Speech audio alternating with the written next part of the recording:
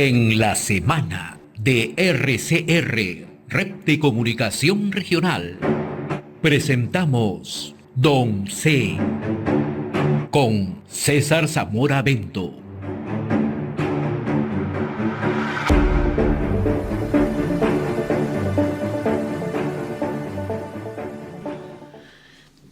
Bien, a esta hora le damos la cordial bienvenida a César Zamora Bento en la secuencia Don C. Qué gusto saludarte, César, ¿cómo estás? Muy buenos días, José.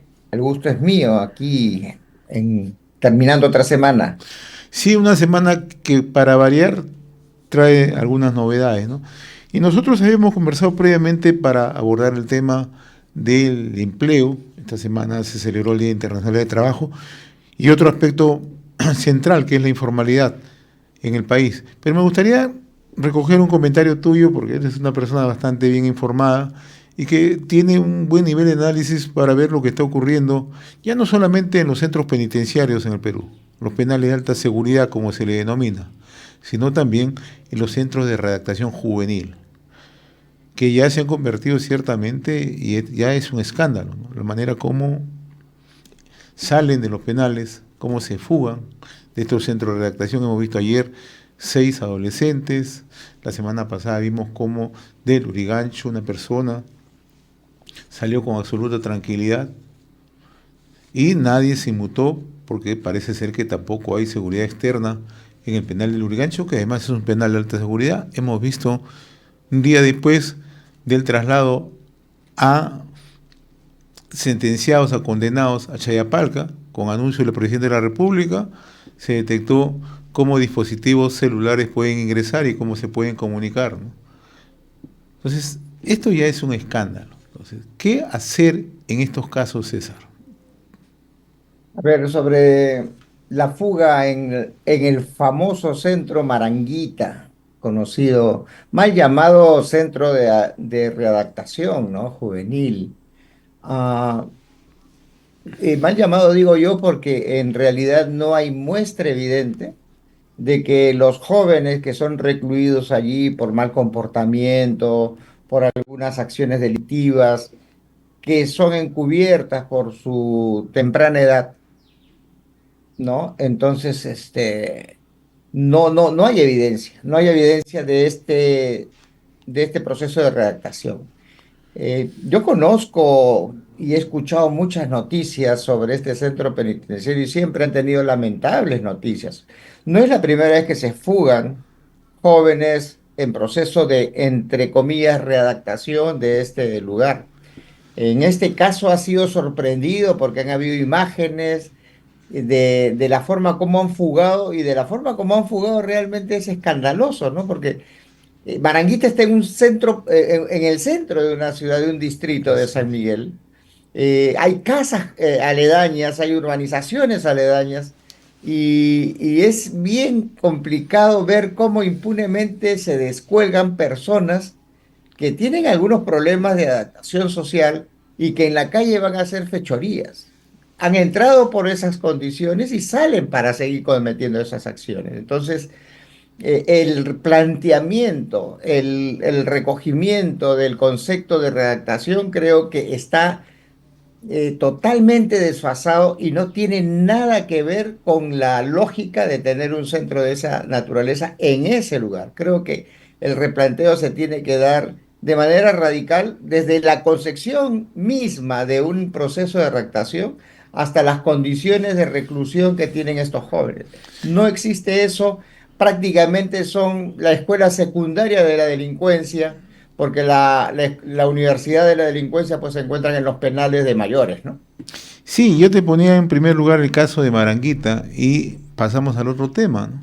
Los penales de alta seguridad. Hemos visto lo que ocurrió hace unas semanas en Lurigancho, hemos visto lo que ocurre permanentemente en Chayapalca, donde encuentran dispositivos digitales que permiten que los reos puedan comunicarse. E ingresan teléfonos celulares que son analógicos, si bien es cierto, pero que permiten comunicación y no permiten rastreo.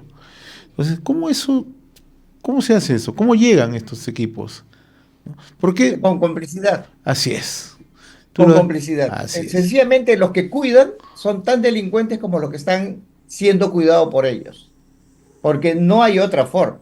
Hay delincuentes encargados de la gestión del penal, hay delincuentes encargados de la seguridad del penal, hay delincuentes que están asociados con otros delincuentes fuera del penal para proteger a los delincuentes. O sea, estás en un círculo vicioso, no hay forma. Es como el gato de despensero, ¿no? O sea, lo estás poniendo a los delincuentes a cuidar. Así es. Entonces, eso de allí es falta de política en el resguardo penitenciario, producto pues de que el Estado quiere hacer cosas que no sabe hacer y que además está plagado de corrupción. Entonces, cambio radical también en ese sentido. O sea, al final, muchas veces, de manera irónica, los delincuentes cuando quieren pasar sus vacaciones se dejan detener para estar en el penal porque ahí están como Pedro en su casa. O sea, en el penal los delincuentes más ranqueados están como Pedro en su casa, están prácticamente protegidos por las paredes que no la tuviesen si es que estuvieran en la calle por la pugna que existen entre mafias o entre grupos de delincuentes. Entonces, está mal diseñada la política penitenciaria. Estamos hablando de los que llegan al penal. No, no estamos considerando a aquellos que debiendo estar en el penal están en las calles por acciones de la Fiscalía y del Poder Judicial. De la Fiscalía ya hemos visto un caso bochornoso de una fiscal que soltó a una cantidad de intervenidos con armas de fuego en un local y sencillamente no le queda claro de que ellos sean culpables de eso porque no tenían las armas en la mano. Pero sin embargo, donde estaban sí habían armas. O sea, volviendo a los penales, no hay una política penitenciaria adecuada. Existe mucha corrupción entre todos los estamentos de la gestión de los penales que el gobierno o la instancia encargada de salvaguardar este manejo del crimen a través del el encarcelamiento está totalmente desenfocado y es más, creo que es una fuente de ingreso ilícito de muchos funcionarios que se encargan de esta labor de tener prisioneros a los delincuentes. Y este no es un hecho nuevo. Yo recuerdo que hace No. varios años un alto oficial de la policía, que luego llegó a ser alcalde de la provincia en Trujillo, denunciaba Mm. que en el penal El Milagro, allí se trabajaban todas las fechorías, en el norte del país. Y lo denunciaba con lujo y detalles. O sea, no es nuevo. En Carquín, que es un penal que está en Lima, en la zona norte, en Lima provincias, de la misma manera. Están, si se quiere, articulados. Ujú. Y eso es lo más grave. Y esto lo saben las autoridades, César. Lo Por saben. supuesto, por Pero supuesto. callan a cuatro voces. Es un escándalo lo que está ocurriendo ciertamente en el tema penitenciario en el país. Y en el tema, como bien tú dices, mal dicho, de redactación o rehabilitación juvenil. Vamos a otro tema que habíamos conversado previamente, que es, esta semana se celebró el Día Internacional del Trabajo y naturalmente preocupa la situación en el empleo en el país. Pero más que eso, los altos niveles, los altos índices de informalidad. Somos el país que tiene mayor informalidad en América Latina. A ver, solamente un cachito, recordar que el INPE está a cargo del Ministerio de Justicia, ¿Sí? que es una cartera del gobierno. Entonces, no dejemos de mirar la responsabilidad política que Así tiene es. no solamente el tema de Maranguita, sino también el tema de los penales a nivel nacional, ¿no? Y lo dejo ahí, este punto para la reflexión. Sobre el tema de, bueno, el Día Internacional de Trabajo, 1 de mayo, es internacional, es un recordar de las luchas que existieron las primeras décadas del siglo pasado y que generaron algunos logros laborales importantes. Recordemos que estos logros laborales importantes son para aquellas personas que tienen un trabajo formal, reconocido, registrado, este, y en buena hora. En el Perú, desde hace varias décadas, progresivamente el empleo formal, el empleo de planillas, el empleo de las personas ministerios, en la administración pública, en el sector privado, ha ido disminuyendo para ir engrosando el empleo informal, el autoempleo inclusive de muchas personas que ante la dificultad de encontrar un empleo formal, creo yo, por malas políticas de promoción del empleo, de promoción de las inversiones por parte del gobierno, que lejos de incentivar las industrias y la formación de empresas formales con sus medidas la ahuyentan, han hecho que los ciudadanos busquen alternativas en la informalidad. Y hay veces se ve la informalidad como que, pucha, que estamos mal, que no pagan impuestos esta gente y se le tira todo encima. Y hay algunos mitos que hay que romper. El hecho de que un trabajador informal, llámese esa señora que te vende un emoliente en la esquina o que te vende un jugo o allí en el Rebagliati que te vende tu ensalada de frutas, ¿no? O que te vende tus anticuchos en la noche. Llámese todas las actividades, inclusive pequeñas industrias, los zapateros, los que te preparan, te arman ollitas, con un taller artesanal. O sea, llámese muchas de las actividades que no pasa por la formalidad, están generando un apoyo increíble, creo yo, en la tranquilidad económica del país. Uno dirá, yo me imagino, oye, el Perú tiene el 70-71% de trabajadores informales, su economía debe ser una desgracia, pero no es así. Si nosotros vemos los indicadores, vemos que tenemos una inflación razonable, tenemos un nivel de crecimiento económico también razonable, entonces dentro de la informalidad existe demanda y hay que tomar en cuenta lo siguiente. El trabajador informal, el informal en la economía, lo único que no le paga el Estado es de repente el impuesto a la renta, pero de ahí paga todos los impuestos que cualquier actividad formal paga. Por ejemplo, para que tú puedas hacer trabajos de carpintería, vas a tener que comprar madera que pague impuestos, clavo que pague impuestos, cola que pague impuestos, vas a tener que pagar el combustible que pague impuestos, o sea, toda su cadena económica informal está enlazada en la economía formal que sí paga impuestos y que ellos contribuyen a que la economía crezca.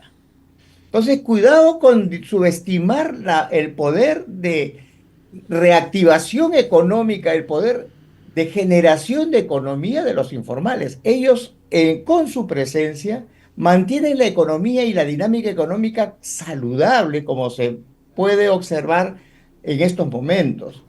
Lo único que podría reprocharse es que no están cubiertos por una seguridad social, que de repente no tienen jubilación, pero con todas las políticas que han sacado desde el Congreso, de echarle manos a las AFPs, a las pensiones, a las CTS, entonces prácticamente la informalidad con la informalidad no tendrían mucha diferencia.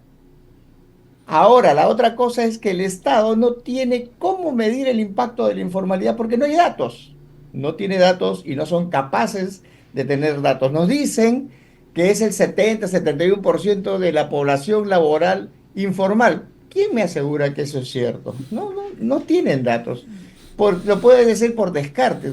¿Quién nos dice cuánto contribuye el trabajo informal en la economía nacional? No hay datos. Hay estudiosos que pueden estimar, pueden hacer sus alquimias económicas, pero que al final son datos del azar. Lo concreto es que tenemos una economía que tiene un crecimiento, no como lo deseamos, pero sí hay un crecimiento y con un proceso inflacionario controlado. ¿Gracias a qué? Con un 70% de informalidad.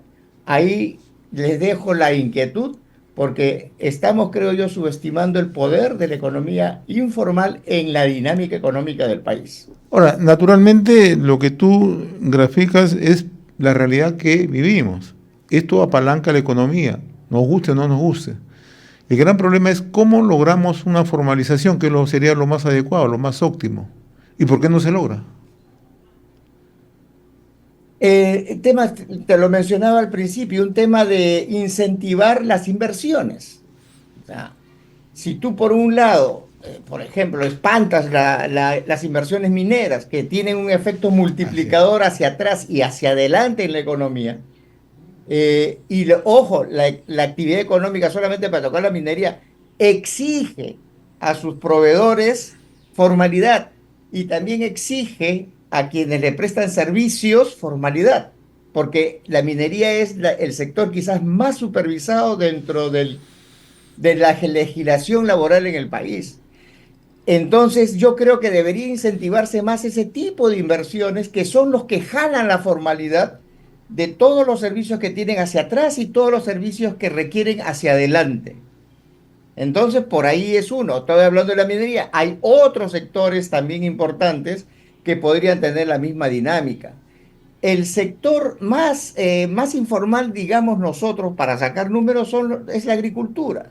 En la agricultura tú no puedes medir Y también el o turismo en el ahora. sector rural. Y también el ¿Ah? turismo, dice ahora.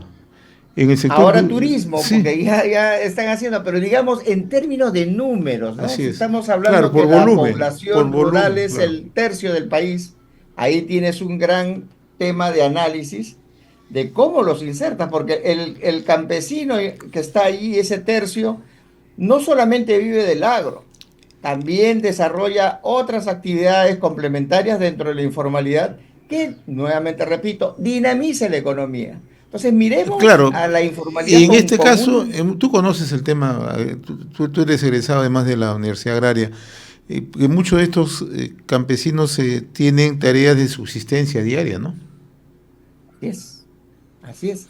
Y de allí salen a la ciudad, de ahí van a hacer, cargan bultos en los mercados, de ahí hacen albañilería, de ahí agarran su mototaxi. Ojo, o sea, hay, hay una cosa que no están viendo y que más están dedicándose a atacar al informal por el lado de que no pagan impuestos o que algunos demagogos que dicen, uy, yo me preocupo porque no tienen seguridad, no tienen pensión, cuando la realidad total del país y las normas que están sacando del Congreso conllevan a que aquellos que son formales al final no tengan ni pensión en el futuro, porque cada vez hay menos plata de las AFPs y de las pensiones y de las CTS, y que en realidad darle ese soporte. ¿Cómo trabajar con la informalidad? Creo yo es lo más importante. ¿Cómo cuantificar la actividad de la formalidad para tener algunos indicadores que nos hagan más predictibles las acciones del gobierno?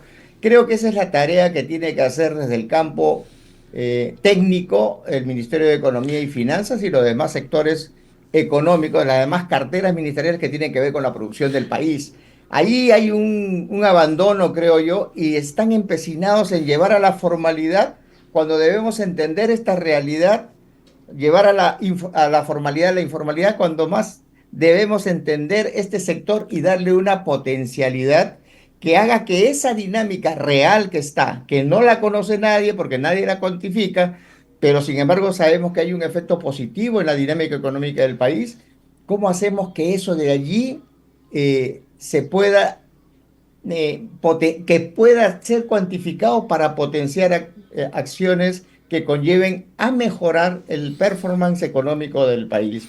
Los informales, creo yo, debemos ponerlos en el sitio, también son trabajadores, por eso lo hemos tocado, porque también pertenece a la celebración del Día Internacional del Trabajo, pero que está siendo mal entendido.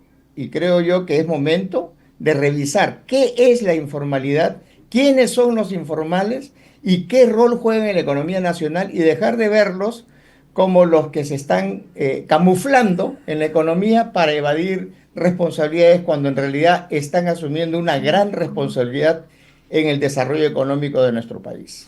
Ahora tú hace un instante subrayabas algo puntual que no quiero dejar de lado, César, ¿no? El tema de la seguridad social, las prestaciones sociales. Y lo que está ocurriendo en el Congreso simplemente es licuar tanto los fondos de las AFP, de las administradoras de fondos de pensiones, y también la reciente medida de compensación por tiempo de servicio, conocidos como CTS. La gran pregunta es hacia dónde estamos conduciéndonos, hacia dónde estamos yendo. Eso va a ser una informalidad ya sin precedentes en el país. Te estoy diciendo, o sea, ¿qué es lo que nos diferenciaba del informal del formal? El formal tiene su trabajo, ¿no es cierto? Tiene su pensión, y supuestamente tiene la seguridad social, CTS, compensación y salud, ¿no es cierto? Ahora, el informal, en la teoría que no tiene, no tiene pensión, no tiene CTS y no tiene salud, en teoría, porque en la práctica el formal ya no tiene CTS y no va a tener con estas medidas que saca desde el Congreso, ni va a tener AFPs. Lo que le queda es el seguro social, pero los informales pueden acudir a la seguridad social El del SIS, Ministerio Público. el SIS, No tanto de salud, pero sí tienen su el famoso SIS. seguro social integral. Entonces, ¿qué hay diferencia entre el formal y el informal? Yo ahorita no le entiendo, solamente que el formal le chapan un porcentaje de la renta que tiene y al informal no la pueden chapar. Pero Claro. el informal, como es productor, tiene cadenas hacia atrás y compra insumos que pagan impuestos, compran servicios que pagan impuestos y hacia adelante también se vinculan con otras entidades y con otros negocios que sí pagan impuestos. Entonces, Ahora, hay quiero informales e llamar la atención informales, en ¿no? eso, mi estimado César, pero José. hay informales e informales, ¿no? Por ejemplo, la minería ilegal. Esos son criminales, por favor. Ya, esa es una buena Ya, diferenciación. te digo, y lo hemos dicho en varias oportunidades, eso de minería ilegal no cabe cuando nosotros sabemos que ese es, minería informal no cabe cuando sabemos que es ilegal, ilegal, que está camuflado por un reinfo que hasta ahora sigue pateando la pelota hacia adelante y no tiene ningún punto de acá cerramos el caño. Y es más, menos aún en un periodo de campaña electoral. Creo yo que es la gran estafa para la gran inversión, para la inversión mediana, para la minería formal, el tener a su lado, teniendo que competir con una minería ilegal, mal llamada informal. Que mueve muchos millones. Es sorprendente cómo en una incautación creo que han encontrado cerca de 300 kilos de oro, valorizada en no sé cuántos millones, ahora que el oro está carísimo, ha subido, creo que ha superado la barrera de los 3.000 en el mercado internacional. Ya Claro. pues, más incentivos para seguir en lo ilegal, ¿no? Muy bien, César, como siempre es grato conversar contigo en esta secuencia. Entonces, muchas gracias, un buen fin de semana, mi estimado César. Saludos, A ti abrazos. también, disculparás que me he puesto medio apasionado, pero es que No, realmente y parte también de la dinámica de Oncea, así que no pierdas ese espíritu, esa dinámica ¿no? Que siempre es interesante, ¿sabes por qué? Porque estos temas tienen que ver con apasionamiento, porque si no, en realidad no son temas cualquiera, son temas de interés y son de interés nacional. Y molesta que no se tomen las acciones correspondientes. Y molesta que siempre se diga, encontramos esa solución y nunca la encuentran. Y molesta que no tengan una decisión política. César, gracias. Saludos. Bien, conversábamos con César Zamora Bento en nuestra secuencia Don C. Don C. Con César Zamora Bento.